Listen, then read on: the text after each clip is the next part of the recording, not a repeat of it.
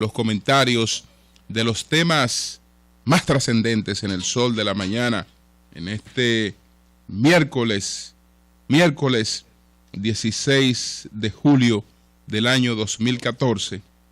Buenos días a todo el equipo del Sol de la Mañana, María Elena Núñez, Víctor Gómez Casanova, Eury Cabral, José La Luz, don Melton Pineda, don Amaury Saibar, nuestros colegas de 5 a 7 de la mañana, Yuri Rodríguez, Humberto Paniagua, Andrés Martínez, Álvaro Camaño, Mario Díaz en los controles, en Santiago de los Caballeros, Ramón Paulino, así late la ciudad corazón, Rafael Díaz, nuestro cronista deportivo, a Manuel González Manegonte, nuestro catedrático del sector agropecuario, Helen Gil, nuestra productora, Sonia Patiño, nuestra coordinadora, Jova Bernal, todos los compañeros de BTV Televisión, buenos días a todos.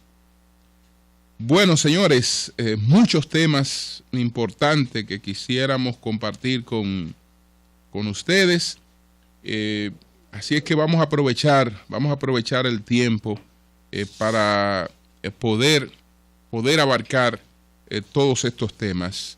7:02 minutos, vamos de inmediato con nuestro primer comentario. El sol de la mañana. El sol de la mañana. Ayer hablé de los países BRICS a propósito de una reunión que están desarrollando en Brasil.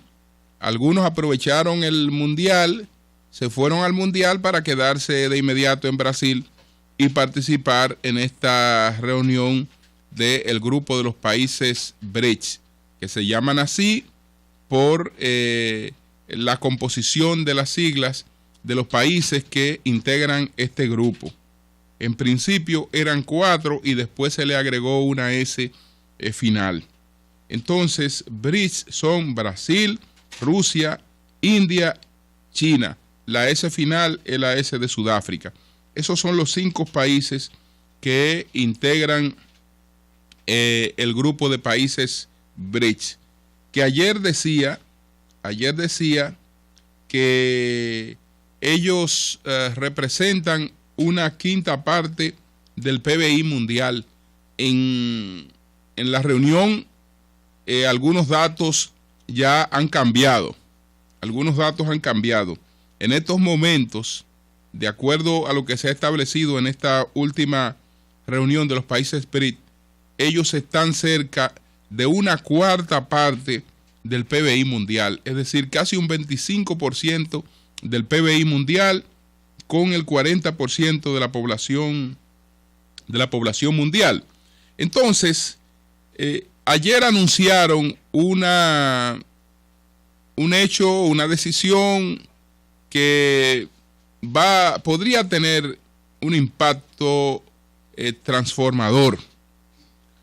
Yo decía que ellos tenían la intención de revisar algunas de las instituciones que fueron producto del orden económico internacional que siguió a la culminación de la Segunda Guerra Mundial y que particularmente de allí habrían salido las instituciones de Bretton Woods, que había la intención de voltear la página y empezar un esquema distinto. Y esta gente quiere revolucionar las cosas, pero no es gente que revoluciona las cosas con amenaza, con discursos radicaloides, con enfrentamientos, con conflictos, no. Transformación de hecho. Hay una hegemonía mundial que la ha tenido Estados Unidos a través de las instituciones que surgieron después del orden económico de la Segunda Guerra Mundial. Entonces, a esas instituciones que Banco Mundial, Fondo Monetario Internacional, pues son muy controladas por Estados Unidos y los intereses del 1% que maneja esa nación. Entonces, a esto se le está planteando un cierto viraje. Vamos a equilibrar las cosas. Vamos a equilibrar las cosas. No es que Estados Unidos y sus instituciones no van a seguir teniendo una gran influencia internacional, pero vamos a repartir el pastel. Vamos a compartir esa influencia. Y entonces tomaron la decisión de crear un nuevo banco de desarrollo. Y fíjense que han sido tan hábiles e inteligentes que este banco no se llama el nuevo Banco Bridge. No, se llama el nuevo Banco de Desarrollo. ¿Por qué? Porque tienen la visión de que este instrumento tenga el respaldo, el endoso de países que no forman parte del grupo de los países Bridge. Pero para empezar, este nuevo Banco de Desarrollo va a tener un capital de 50.000 millones de dólares. Un capitalito ahí de 50.000 millones de dólares. Pero esa cosita, como dice Yoba, esos 50.000 millones de dólares, ya ellos aprobaron de inmediato.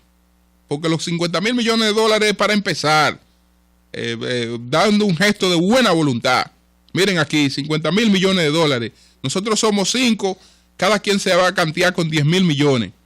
Y ahí hay ya el capital de este banco. Cada quien pone una quinta parte para el banco. Pero inmediatamente aprobaron una ampliación de la capitalización del banco. Y en los próximos tiempos no muy lejanos, van a llevar el banco a 100.000 millones de dólares. Pero ¿qué ocurre? Que además, como esos fondos del banco son para préstamos blandos, para una serie de cosas de auxilio, hay circunstancias en las que la gente no está en condiciones de tomar prestado con muchas garantías porque tiene urgencias. Se pueden presentar crisis cambiarias, se pueden presentar cambios abruptos, fugas abruptas de los capitales, etcétera, o situaciones de emergencia. Entonces, aparte del banco, el nuevo Banco de Desarrollo creado por los países Bridge, entonces ellos van a tener un fondo que es similar al Fondo Monetario Internacional.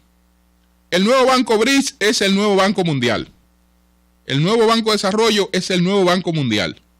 Y entonces el nuevo Fondo Monetario Internacional ellos lo crearon también, que es un fondito que ellos van a tener aparte de 100.000 millones de dólares para auxilios de emergencia. Auxilios de emergencia, entre las dos causas principales estarán la crisis cambiaria y la fuga abrupta de capitales. Entonces, en el nuevo Banco de Desarrollo, las cosas son con participaciones iguales. En este nuevo fondo de emergencia, en este nuevo Fondo Monetario Internacional, en el Fondo Monetario Internacional de los Bridge, entonces China, que es la que más reserva tiene, la economía que tiene mayor reserva, ha buscado de inmediato para ese fondito 41.000 millones de dólares. 41.000, Brasil se va a cantear con 18.000, la India se va a cantear con 18.000, entonces Sudáfrica, Rusia se va a cantear también con 18.000 y Sudáfrica se va a cantear con 5.000. Es decir que ahí estará este fondo que es aparte del banco para auxilios de emergencia. Señores, eso es una revolución. Esa es una revolución, repito, sin tirar un tiro, sin hablar pendejadas, sin estar amenazando, sin estar diciendo que allí está el demonio, que aquí está esto, que allí está aquello. No. Eso es una recomposición. ¿Qué ocurre?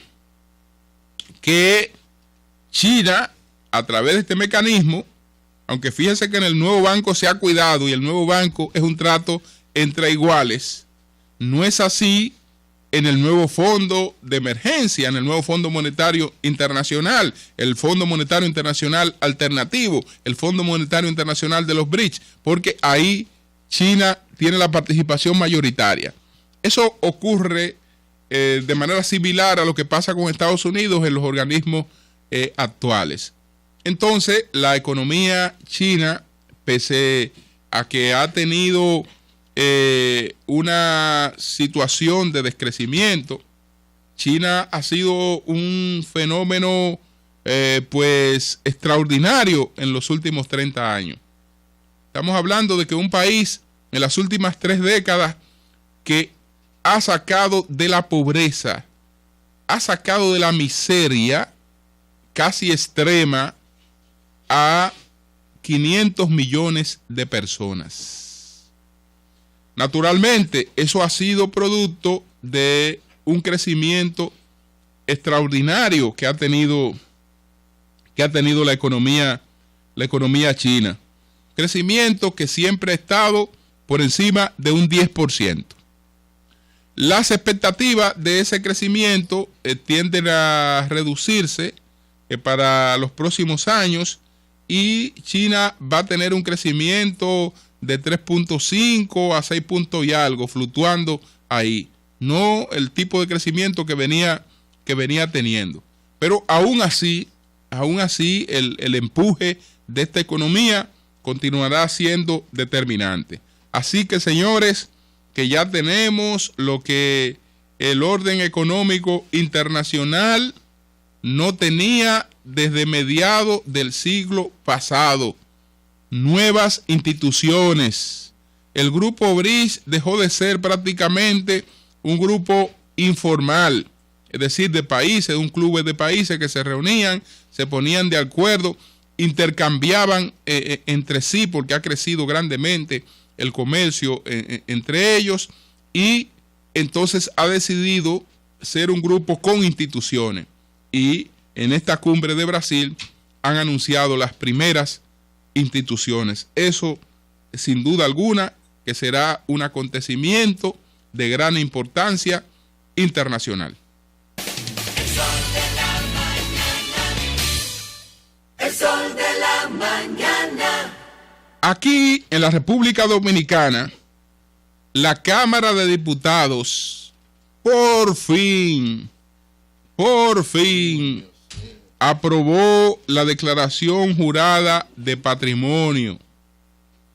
Esta iniciativa del senador Charlie Mariotti Tapia, que varias veces había perimido, varias veces se había caído, y con paciencia, con perseverancia, el senador la buscaba donde se había caído, le sacudía el polvo y la reintroducía de nuevo, incluso aprovechando los pasos que la ley iba dando y fortaleciéndose en las discusiones, en los debates, y haciéndole, digamos, las adaptaciones que fueran necesarias para poder crear esta declaración jurada de patrimonio. En términos generales, la gente se pregunta, ¿y en qué va a cambiar esto? ¿Vamos a dejar de tener funcionarios corruptos? Bueno, señores, la corrupción va a existir mientras exista la humanidad, y esperamos que la humanidad perviva por miles y miles de años, que si va a ocurrir algo no sea en milenios cercanos. De manera que corrupción vamos a tener siempre. Lo que el Estado tiene que garantizar son los mecanismos preventivos, y si fallan los mecanismos preventivos, entonces los mecanismos de persecución de esa corrupción. De persecución, lo que no puede haber es impunidad, porque la impunidad es un estímulo para la corrupción. Entonces, en la República Dominicana ocurrían dos cosas. Una persona llegaba a ocupar un cargo público, y eso es tradicional, eso se había hecho en varias administraciones, este era un problema de un partido, y entonces hacía los cálculos de lo que pensaba conseguir en esas posiciones y de entrada lo declaraba. Y declaraba un patrimonio muy superior al que había manejado alguna vez en su vida. Y eso no tenía consecuencias posteriores, o lo que ocurre, que es una burla, que es la subestimación del patrimonio. Oh, pero aquí hay gente que ha declarado que tienen 13 millones de pesos, e incluso se burlan de la ignorancia de mucha gente, porque a mucha gente eso le parece mucho. Pero con las propiedades, las cosas que tienen, saben que tienen 10 veces eso. Y el país lo sabe que tienen 10 veces eso. Pues te declaran, mira, yo tengo 13 millones de pesos. Resulta que de esos 13 millones de pesos, debo 7. Y ese es todo mi patrimonio. Oh, caballero, ¿y cuánto vale el apartamento en el que usted vive? Aquí no hay apartamento de 13 millones de pesos de las condiciones del suyo. No lo hay. ¿Por qué? Porque en lo que es el polígono central, lo primero, que esa palabra no se usa. La palabra peso no se usa. Entonces, cuando usted va a hablar de un apartamento aquí, usted está hablando de $400,000. Si va a buscar una cosa barata, de $350,000, de $500,000, de $600,000, de $700,000, de $800,000. Eso es lo que usted está viendo en todas las torres que se están construyendo en la capital dominicana. Resulta que usted vive en uno de esos, o tiene varios de esos, y su fortuna es de 13 millones de pesos. Pero venga acá. Y entonces usted no tiene vehículo. Un vehículo, ¿qué vale un vehículo? Para una gente más o menos modestamente, anda en un vehículo de 2,5 millones o de 3 millones de pesos, si no es una persona muy ostentosa. Y entonces, pero usted tiene un solo vehículo. ¿Y cómo va a ser? Entonces, ahí hay burlas. Y eso es de manera consistente. Incluso la mayoría de los políticos, lamentablemente, subestiman su declaración. Y eso no tiene consecuencias. Y hay otros cuyo patrimonio crece, ni siquiera de forma matemática, sino de forma geométrica. Crece el patrimonio sin mayores explicaciones, y nada de eso tiene consecuencias, porque es un requisito que usted presenta. Después que usted presentó eso, usted pudo haber mentido, pudo haber hecho lo que le dé su gana y no hay problema. Bueno, esta ley trata de poner orden en la casa. El patrimonio suyo no es el patrimonio solamente de usted que usted me va a hablar. Usted me tiene que hablar del patrimonio de su familia. Usted me tiene que incluir su esposa. No es que yo tenga una serie de cosas, que yo soy pobre y que mi esposa es rica. Yo soy pobre, pero la esposa es rica. Y 2 o 3 relacionados son ricos también. ¿Y de dónde? Esto prevé estas cosas, establece sanciones, la pena que puede llegar a 10 años de prisión, expropiación del patrimonio no justificado y una serie de cosas. Que si usted se pone a buscar esta ley, usted le va a encontrar faltas y fallas. Pero las cosas no son como uno las quisiera. Y además, una sociedad va cambiando de manera gradual. De manera gradual que se van produciendo los cambios. Nada se produce de manera total, porque entonces no sirve. Un cambio que no sea gradual no tiene la posibilidad de mantenerse en el tiempo, porque los cambios son adaptaciones y las adaptaciones son paulatinas. Así es que, importante esto. Yo sé que a veces hay coyunturas que son provechosas porque decía o dice un columnista en el día de hoy que la renuncia de Reinaldo Pared Pérez a la presidencia del Senado, la decisión de plantear de manera categórica que no se ha tomado en cuenta para la presidencia del Senado, tiene un mensaje más profundo que el que se advertía en principio. No vean lo que ocurrió en el día de ayer desasociado de ese mensaje. ¿Por qué? Porque esos mismos diputados habían tenido este proyecto varias veces y nunca habían sido tan diligentes con el proyecto. Y lo habían tenido varias veces.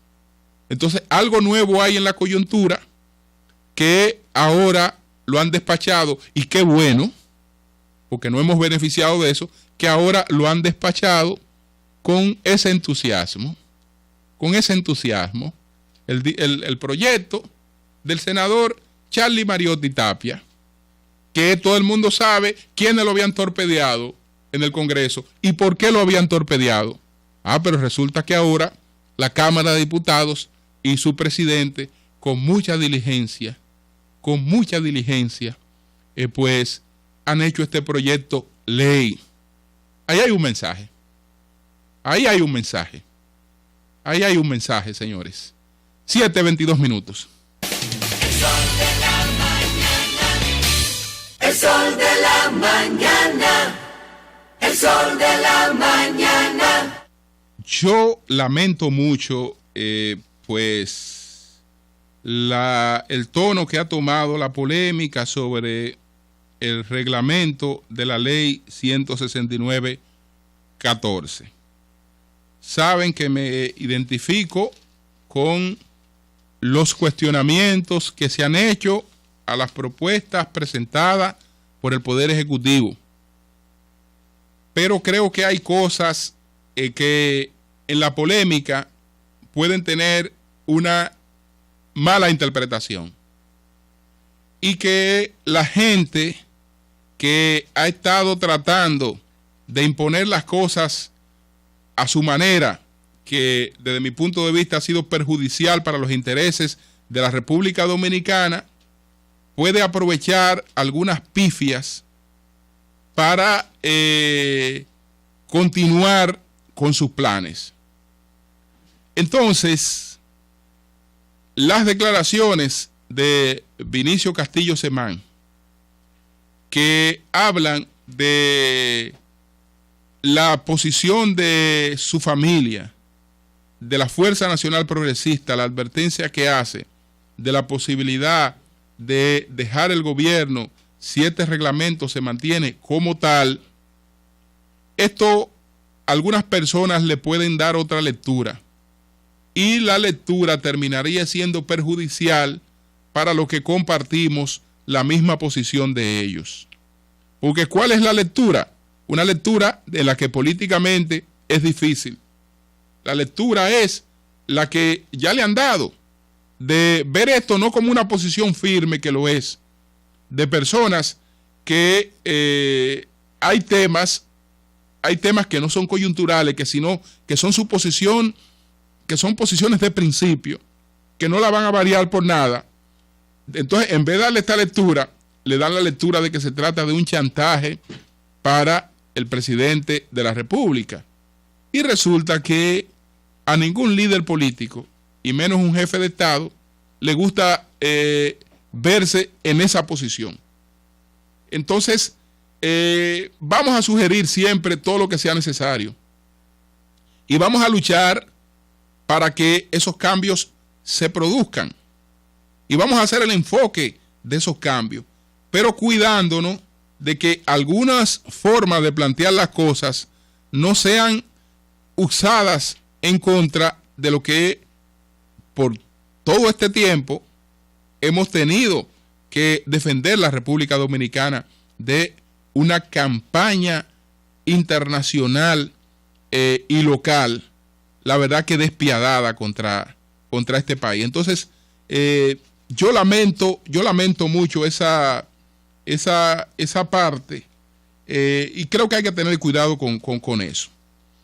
Hoy hay un comunicado del Comité Dominicano por la Solidaridad Internacional con Haití. Este comunicado, que lo firma el doctor Armenteros Estrems, plantea lo siguiente, son solo 4 párrafos. Los riesgos del proyecto de reglamento de la ley 169-14. Entonces dice que el Comité Dominicano por la Solidaridad Internacional con Haití hace de público conocimiento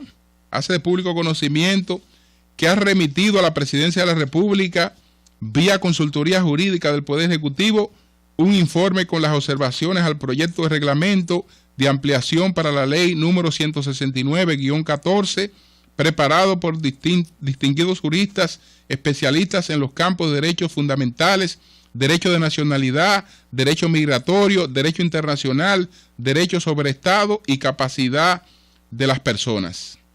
Dicho informe identifica que en solo 21 artículos que componen el proyecto fueron detectadas al menos 18 violaciones a distintos artículos de la Constitución, al menos 7 violaciones a la Ley 659 sobre actos de Estado Civil, al menos 2 violaciones a la Ley 285-04 General de Migración, a la Convención Americana de los Derechos Humanos, al Pacto Internacional de los Derechos Civiles y Políticos, a la sentencia 168-13 del Tribunal Constitucional e incluso al menos 3 violaciones muy claras a la propia letra y el espíritu de la Ley 169-14 que dicho proyecto pretende reglamentar. El proyecto invade competencias constitucionales propias de la Junta Central Electoral, en tanto crea un sistema de declaraciones de nacimiento ajeno al establecido por la ley y contiene deficiencias en materia probatoria que lo convierten en una amenaza a la seguridad jurídica, ya que permite declaraciones de nacimiento que la propia persona pueda agenciarse sin necesidad de probar la identidad y la nacionalidad de los padres de aquel que se declara alegando haber nacido en territorio dominicano. Esto abre una brecha a que una indeterminada cantidad de personas pueda fabricarse una identidad adquiriendo automáticamente un estatus migratorio y a la vuelta de 2 años el derecho a reclamar nacionalidad dominicana por naturalización, creando los riesgos de una verdadera fractura en la identidad dominicana y haciendo realidad los temores de una balcanización que tantos intelectuales dominicanos han alertado a lo largo de las últimas décadas. Por ello, el Poder Ejecutivo debe ser sumamente cuidadoso en la corrección de tales desaciertos para que el reglamento que termine siendo promulgado no adolezca de vicios que comprometan su constitucionalidad, no constituye una violación al principio de separación de los poderes, ni transforme la identidad nacional, comprometiendo el futuro de la nación dominicana. Yo he leído varios documentos que han sido el fruto de análisis jurídicos, constitucionales de esta propuesta. Me identifico plenamente con este comunicado.